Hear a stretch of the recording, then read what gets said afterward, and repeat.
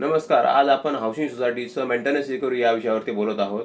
प्रत्येक सभासदानं त्याचा मेंटेनन्स वेळेवर देणं हे त्याचं आद्य कर्तव्य असतं. जर एखादा सभासद मेंटेनन्स वेळेवर देत नसेल तर त्याला पहिली डिमांड नोटीस हे 15 दिवसाचा वेळ देऊन दिली जाते. सदर 15 दिवसातही त्याने पेमेंट केलं नाही तर त्याला दुसरी संधी म्हणून दुसरी डिमांड नोटीस इश्यू केली जाते.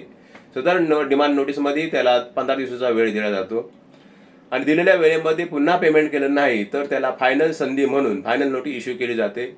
सदर फायनल नोटीसच्या वेळेमध्येही त्याने पेमेंट केलं नाही तर त्याच्या विरुद्ध आपण सोसायटीतर्फे 154B29 महाराष्ट्र कोऑपरेटिव्ह सोसायटी ॲक्टच्या अंतर्गत आपण रिकव्हरी केस दाखल करू शकतो.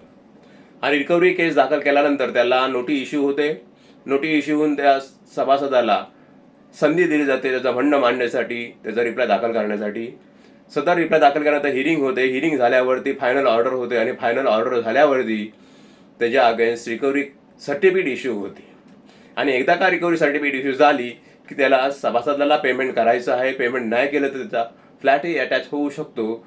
तर सभासदांनी वेळेवर मेंटेनन्स द्यावे ही अपेक्षा आहे.